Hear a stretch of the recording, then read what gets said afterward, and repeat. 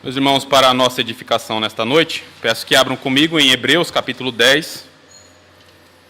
Nós faremos a leitura de dois versículos, o versículo 24 e o versículo 25. Hebreus 10, 24 e 25.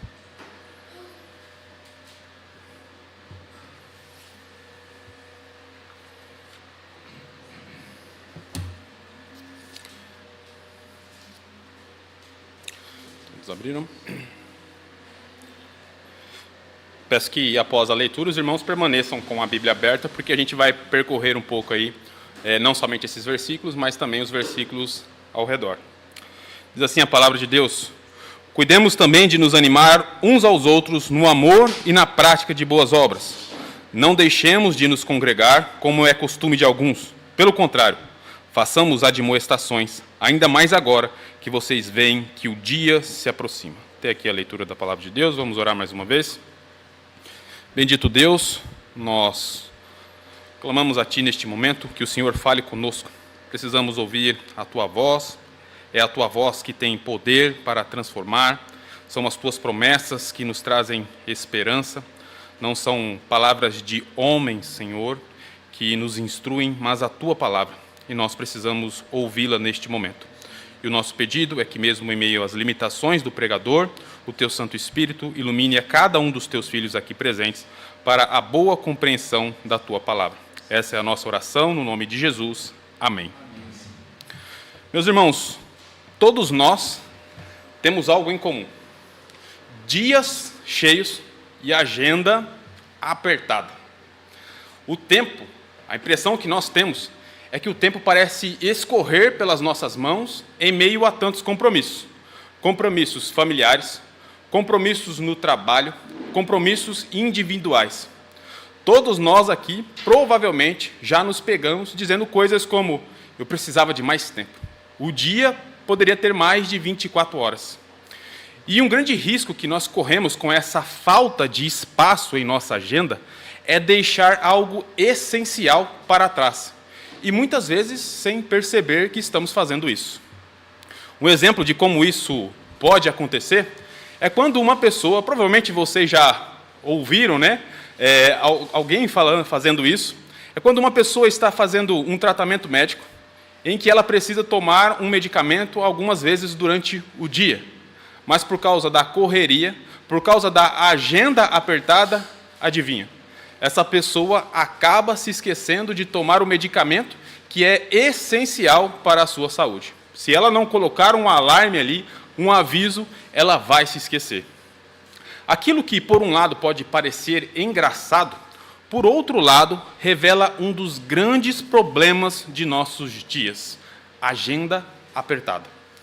E Hebreus, capítulo 10, versículos 24 e 25, nos alerta sobre um comportamento bem semelhante a esse. Um comportamento em que, por diferentes motivos, nós podemos estar esquecendo algo que é essencial para a nossa saúde. Não propriamente a saúde física, mas a saúde espiritual. E esse algo essencial para a nossa saúde espiritual é congregar, é estar em comunhão com os nossos irmãos. Precisamos admitir que, muitas vezes, essa prática de congregar fica em segundo plano por causa da falta de tempo. E isso é um sinal de que, para alguns de nós, congregar não está entre as prioridades da nossa agenda. Diante dessa realidade que é perigosa, hoje eu quero trazer duas questões importantes para nós refletirmos. Primeiro, o que estamos perdendo quando deixamos de lado a comunhão com os nossos irmãos? O que nós perdemos quando não congregamos, quando não temos comunhão com os nossos irmãos? Essa é a primeira questão. A segunda, o que precisamos fazer para não perder mais essas coisas tão importantes? Eu acredito que essa é uma maneira interessante de abordar o assunto, pois só quando nós entendemos o valor daquilo que nós estamos perdendo é que nós começamos a nos preocupar em abrir espaço em nossa agenda para ele. Seguindo então essa direção, nós começaremos falando sobre o que estamos perdendo ao deixar de congregar e de ter comunhão com os nossos irmãos. Vejam, quando o autor de Hebreus escreveu esta carta, ele tinha diante dele um grupo de cristãos judeus, judeus que haviam se convertido. Esse grupo de cristãos judeus estava enfrentando intensa pressão, intensa perseguição para retornarem ao judaísmo. Eles tinham saído do judaísmo e agora estavam sendo pressionados a retornar. Alguns deles estavam sendo perseguidos, passando por dificuldades econômicas e exclusão social. O caminho natural, o caminho mais fácil parecia ser retroceder. Por causa disso, o autor estrutura a carta de tal forma a mostrar a esses cristãos judeus que retroceder não era a coisa certa a fazer. E como ele demonstra isso? Apresentando a pessoa de Cristo e mostrando que Cristo é superior a tudo aquilo que eles queriam retornar. Cristo, segundo o autor de Hebreus, é a máxima revelação de Deus, o ápice da revelação de Deus. Cristo é superior a Moisés. Cristo é superior aos anjos. Cristo é superior a Arão. Tudo isso o autor apresenta nesta carta. E logo antes dos nossos versículos aqui, o autor explica como Cristo é o verdadeiro sumo sacerdote que apresentou o perfeito sacrifício, por meio do qual nós temos acesso à presença de Deus e o perdão dos pecados. E depois de falar sobre isso, o autor usa os versículos 19 a 25 como uma transição para apresentar as implicações práticas de tudo o que ele disse até aqui. Em outras palavras, ele passa a mostrar o que aqueles cristãos deveriam fazer com todas as informações que receberam a respeito de Cristo e de sua obra infinitamente superior. E 3 verbos importantes são utilizados pelo autor para mostrar o que os cristãos então deveriam fazer. Peço que vocês observem comigo aí o versículo 22. O verbo aí é aproximemos. Versículo 23, o verbo é guardemos. E versículo 24, que é um versículo que nós iremos trabalhar nesta noite, o verbo é cuidemos. Então, esses 3 verbos resumem o que esses cristãos agora deveriam fazer diante de tudo o que aprenderam sobre Cristo. Aproximar-se, guardar algo e cuidar de algo. Esses verbos são centrais e se aplicam não somente aos leitores originais de Hebreus, mas também a todos aqueles que agora têm acesso a Deus por meio de Cristo, ou seja, se aplicam também a cada um de nós. Agora, observem aí que os 3 verbos principais estão no plural. Não é aproxime-se, guarde e cuide de si mesmo, mas é aproximemos, guardemos e cuidemos. Ou seja, é um chamado coletivo. Aqui já existe um indício de que aqueles que estão em Cristo, o verdadeiro sumo sacerdote, que foram abençoados com o sacrifício perfeito de Cristo, esses são chamados a uma vida em comunhão. Isso fica ainda mais evidente no versículo 24. Pois se antes o chamado é para um movimento vertical, vejam, o versículo 22 diz, aproximemo-nos de Deus, o movimento é vertical. No versículo 24, o que nós temos é um chamado para o movimento horizontal. Cuidemos uns dos outros. Com qual objetivo? Tendo como objetivo animarmos ou estimularmos uns aos outros, no amor e na prática de boas obras. Mais uma vez, é importante olharmos para a estrutura dessa passagem, e é por isso que eu pedi que vocês ficassem com a Bíblia aberta, porque isso vai nos ajudar a compreender o que o autor está nos mostrando. Não sei quantos dos irmãos, lendo o Novo Testamento, já perceberam que existe uma tríade que sintetiza as virtudes que funcionam como base da nossa vida espiritual. Quais são essas 3 virtudes? Fé, esperança e amor. Talvez vocês se lembrem de Paulo dizendo aos Coríntios, agora, pois, permanecem a fé, a esperança e o amor. Estes 3, porém, o maior deles é o amor. Agora peço que vocês olhem novamente para os versículos ao redor aí, dos 2 versículos que nós iremos trabalhar, e percebam quem está presente nesses versículos. Versículo 22, aproximemo-nos com um coração sincero, em plena certeza de fé. Versículo 23, guardemos firme a confissão da esperança. E versículo 24. Cuidemos também de nos animar uns aos outros no amor. A tríade está presente: fé, esperança e amor. Mas vejam que entre essas três virtudes, existe uma que está acima das outras. Uma que tem um aspecto mais amplo. Uma que é aplicada não somente a Deus, mas também ao próximo, aos irmãos. A fé, por exemplo, é algo que nós só podemos direcionar a Deus. A nossa fé está unicamente em Deus. Ele é o fundamento da nossa fé. A nossa esperança também está fundamentada em Deus.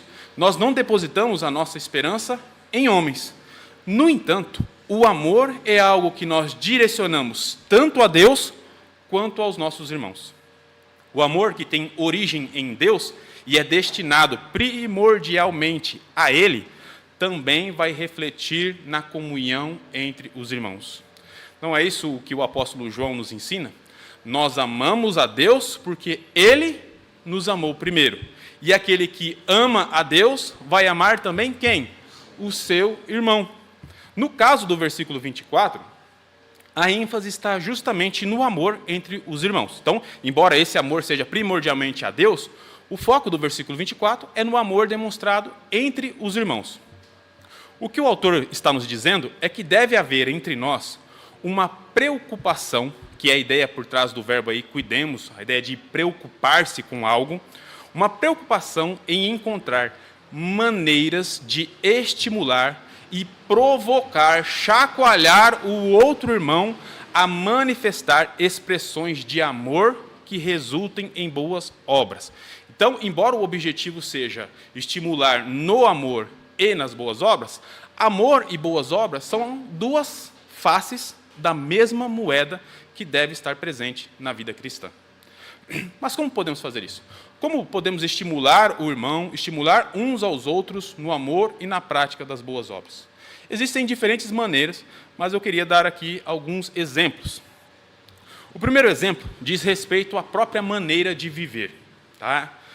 Vocês devem ter percebido já que em diferentes áreas da vida, seja dentro da família, seja no trabalho, seja na roda de amigos, às vezes nós não percebemos, mas existem pessoas que estão nos observando, estão olhando para o nosso comportamento, para a nossa fala, para a nossa maneira de agir. Essas pessoas muitas vezes olham para nós como exemplos, ou bons exemplos, ou maus exemplos. Se você for um bom exemplo, é muito provável que você esteja estimulando alguém, ou estimulando essa determinada pessoa a fazer o que você faz e a viver como você vive.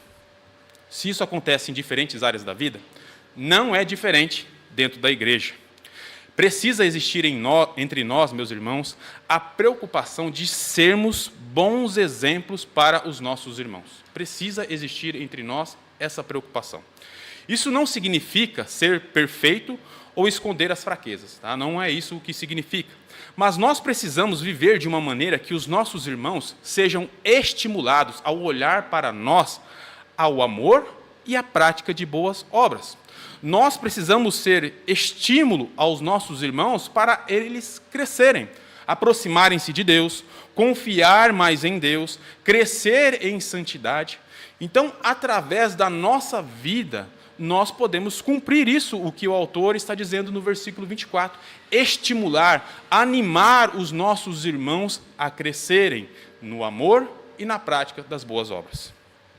Mas esse estímulo também pode vir através de simples ações. Tá?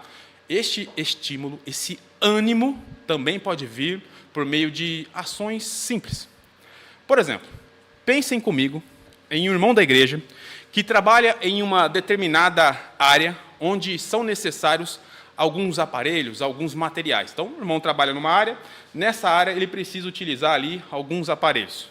Agora, imaginem que um desses aparelhos está faltando a esse irmão e você, justamente você, tem esse aparelho em casa, em disponibilidade, você não está utilizando esse aparelho, ele não vai fazer falta para você. E você decide, então, doar esse aparelho ao irmão como um ato de amor. Pergunto, o que vocês acham que isso vai estar estimulando esse irmão a praticar? Outro exemplo. Imagine um irmão que está há alguns dias com uma dor, talvez um mau jeito ou algo assim. E você, ao perceber a dor do irmão, sugere ali um remédio caseiro ou algum tipo de tratamento que é eficaz para esse tipo de problema. Parece algo simples, não é? Mas o que vocês acham que isso estará estimulando o irmão a fazer posteriormente, principalmente se a dor for embora? Meus irmãos, esses são exemplos bem simples, e vocês certamente poderiam dar outros exemplos muito mais impactantes. Mas o que eu quero mostrar é que o cuidado por meio de atitudes simples, que parecem tão pequenas, pode ser uma das estratégias importantes para que você estimule o seu irmão no amor e na prática de boas obras. Atitudes simples podem promover esse estímulo. E isso é um grande combustível para a vida. Ao sermos alvos de expressões de amor dos outros, nós somos animados a agir da mesma forma. Esse texto nos chama a considerar a importância de uma expressão específica do amor fraternal que ocorre dentro do contexto da igreja. Então, existe uma expressão do amor fraternal que ocorre em um contexto bem específico. E esse contexto específico é dentro da igreja, é congregando, é na comunhão com os irmãos. E isso é uma das coisas tão importantes que você perde quando sua agenda não tem espaço para a comunhão. Você é privado desse amor que não pode ser encontrado no mundo, onde alguns podem até se preocupar com você de alguma forma, mas o objetivo dessa preocupação nunca será o mesmo objetivo que você encontra entre os irmãos. Que você seja animado, estimulado no amor e na prática das boas obras, e assim você glorifique a Deus. Esse tipo de propósito você não encontra lá fora. Estamos falando, então, de uma perda não apenas de momentos. Vejam, quando você deixa de congregar, você não perde apenas momentos, mas você perde oportunidades preciosas de crescimento espiritual. Quando deixamos a comunhão de lado, abrimos mão de algo que é fundamental para a nossa saúde espiritual, para a nossa vida como cristãos. Não subestime o impacto dessa ausência. Ela pode ser mais profunda e dolorosa do que nós imaginamos, assim como o impacto do remédio, que é essencial para o tratamento, mas é esquecido. Parece que não vai fazer falta, mas vai. É importante lembrarmos, meus irmãos, que o não cuidar dos nossos irmãos é um dos resultados do pecado, é um dos resultados da queda. Lembrem-se que, ao ser questionado por Deus sobre onde estava o seu irmão, Caim? Onde está o seu irmão, Caim? Qual foi a resposta de Caim, o homicida? Por acaso eu sou guardião do meu irmão? Por que eu tenho que ficar me preocupado com o meu irmão? Não sou guardião dele. Talvez muitos de nós estejamos agindo da mesma forma. Minha agenda está cheia. Não sou guardião de ninguém. Cada um que cuide de si mesmo. Não deve ser assim entre nós, meus irmãos. É claro que cuidar uns dos outros, o animar uns aos outros, não significa invasão de privacidade. Não significa ser alguém grudento, ou alguém intrometido, ou coisas assim. Não significa isso. Há a maneira certa de você estimular o seu irmão, de você cuidar do seu irmão. Essa maneira certa também exige uma distância certa, uma forma correta. E nós precisamos saber até onde podemos ir. Portanto, considere a importância da comunhão com os irmãos e o valor das coisas que você está perdendo, deixando para trás por causa da sua agenda apertada. Agora que entendemos o que estamos perdendo ao negligenciar a comunhão, vamos explorar como podemos garantir que não percamos mais essas bênçãos essenciais para a nossa vida cristã. O que devemos fazer para não perder a bênção da comunhão? A resposta para essa questão é bem simples, é bem óbvia. Você precisa estar junto com os seus irmãos. Você precisa valorizar esses momentos e não deixar de congregar. Não é isso o que o autor diz aí no versículo 25? Não deixemos de nos congregar, como é costume de alguns. É isso o que você precisa fazer. Se considerarmos as pessoas para quem o autor estava escrevendo inicialmente, é bem provável que isso estivesse acontecendo entre eles. Talvez por causa das perseguições e pressões que estavam sofrendo, alguns desses cristãos judeus estavam deixando de congregar, estavam deixando de ir ao culto, estavam deixando de adorar a Deus juntamente com os irmãos. E ao fazerem isso, ao deixarem de congregar, eles estavam ficando cada vez mais enfraquecidos e cada vez mais sujeitos a retrocederem. Para nós, não existe o tipo de perseguição e pressão que eles estavam sofrendo. Nenhum de nós aqui está sendo pressionado a retornar ao judaísmo. Porém, existem as pressões modernas que nós estamos sujeitos. Entre essas pressões está justamente uma agenda cheia. Uma agenda que consome o nosso tempo e não nos permite congregar, ou consome as nossas energias, a nossa força e nos desanima a congregar. Mas se o tipo de pressão é diferente, o resultado será igual. Então a gente não é pressionado da mesma forma que eles. Somos pressionados de diferentes maneiras, entre elas a agenda apertada. Mas o resultado vai ser o mesmo. Enfraquecimento, risco de retroceder, risco de cair e não mais se levantar. Todos nós estamos sujeitos a isso. A perda da motivação, da alegria de congregar, observem, é um sinal de que a nossa saúde espiritual não está bem. Vou repetir. A perda da motivação, da alegria de congregar é um sinal de que a nossa saúde espiritual não está bem.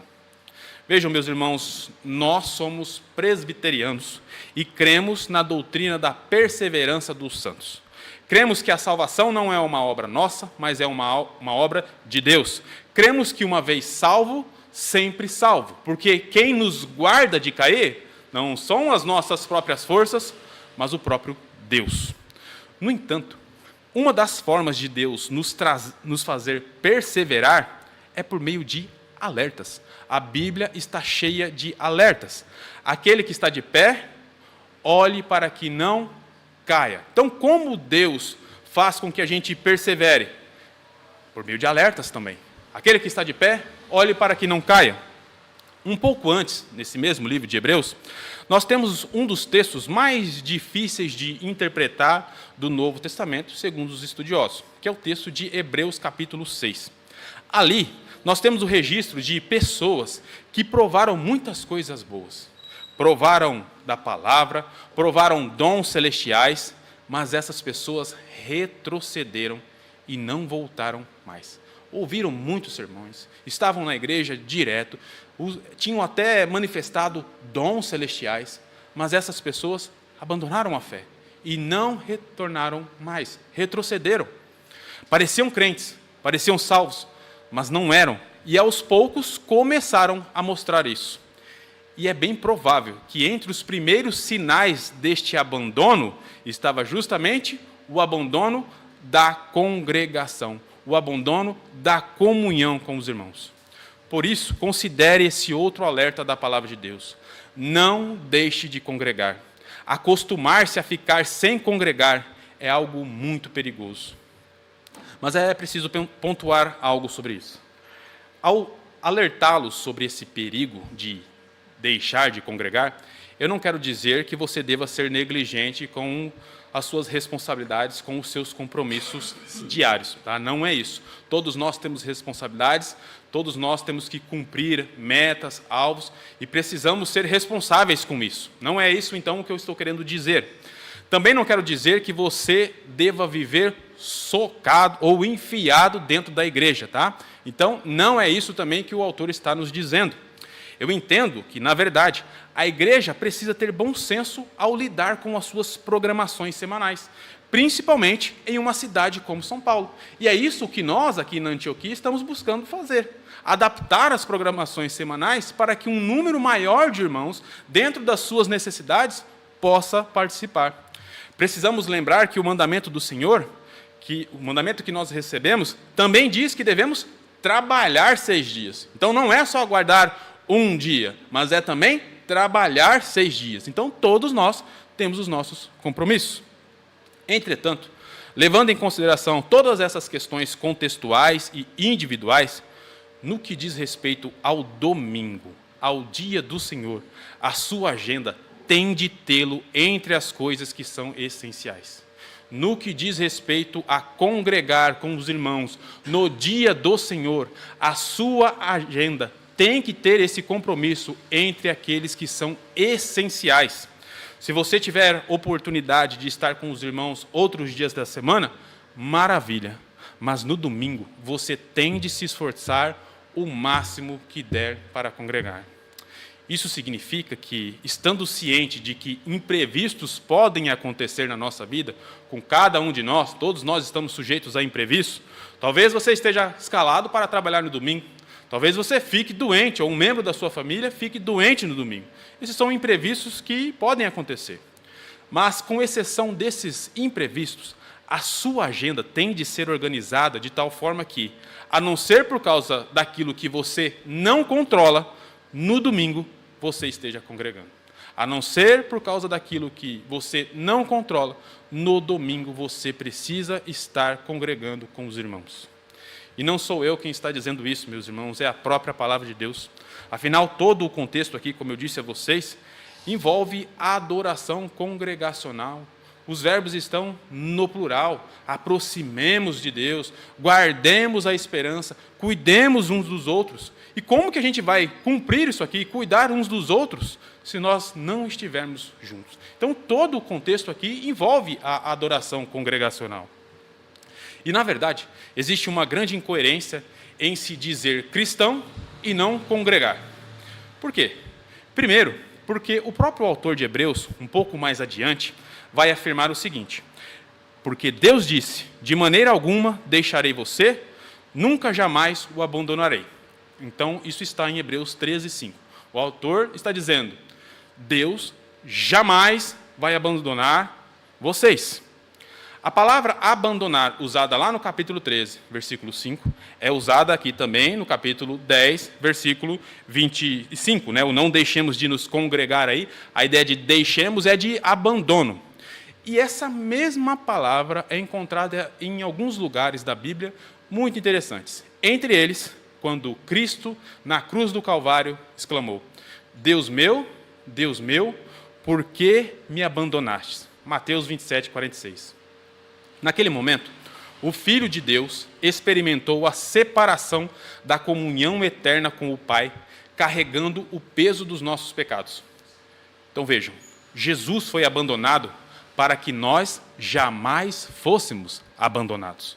Ele suportou a ruptura no relacionamento com o Pai para garantir que tivéssemos acesso eterno à comunhão com Deus e uns com os outros.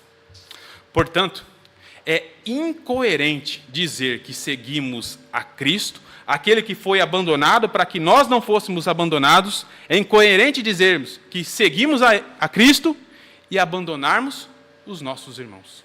Por isso, dizer-se cristão e deixar de congregar, abandonar a congregação, é uma grande incoerência. Mas, em segundo lugar, dizer-se cristão e deixar de congregar é incoerente porque nós estamos rejeitando, ou estaremos rejeitando, aquilo que será característico da nossa eternidade. Imagine a seguinte situação. Um músico que sonha em tocar na Orquestra Sinfônica de São Paulo, uma das mais prestigiadas do país. Ele foi convidado para participar de um grande concerto que acontecerá no futuro, e todos aguardam esse evento com grande expectativa. No entanto, esse músico se recusa a ir aos ensaios. Ele não quer participar dos ensaios. Ele evita se encontrar com os outros músicos e prefere não praticar com a orquestra.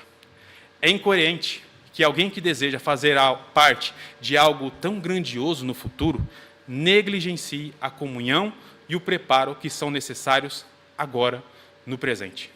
Da mesma maneira, dizer-se cristão e deixar de congregar é incoerente, porque nós estaremos rejeitando aquilo que é essencial na eternidade, a comunhão e a adoração com os irmãos em Cristo.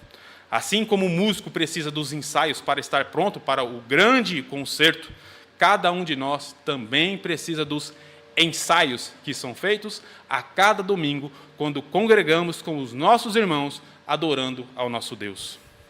Se você rejeita, portanto, ou não aprecia, ou não considera o ato de congregar como algo essencial na sua vida, é preciso refletir seriamente. Será que você realmente deseja passar a eternidade com aqueles que hoje você despreza, abandona ou negligencia? Cada um de nós precisa considerar isso. Não quero que os irmãos pensem que a mensagem é direcionada somente a um ou a outro. É uma mensagem para todos nós. É uma mensagem para cada um de nós. Aqui, na congregação, é o lugar de falarmos e ouvirmos essas palavras. Aqui é o lugar, segundo o autor, aí no final do versículo 25, em que devemos fazer admoestações. Aqui é o lugar de sermos alertados a respeito de perigos como o de deixar de congregar. Meus irmãos, Cristo está às portas. O autor termina o versículo 25 nos lembrando disso. O dia se aproxima, o grande dia da volta de Cristo se aproxima. Cristo está às portas e Ele vem buscar o seu povo, a sua igreja, aqueles que, mesmo em meio a uma agenda cheia, lotada de compromissos, sempre reservaram um lugar para a adoração congregacional e para a comunhão com os irmãos entre as coisas essenciais. Por isso, não permita que a agenda corrida, que a agenda cheia de compromissos, te prive de um privilégio tão grande, que é a comunhão com os irmãos. Que Deus nos abençoe, meus irmãos. Em resposta à mensagem, também nos preparando para a Santa Ceia, nós cantaremos ao Senhor agora o hino de número 299.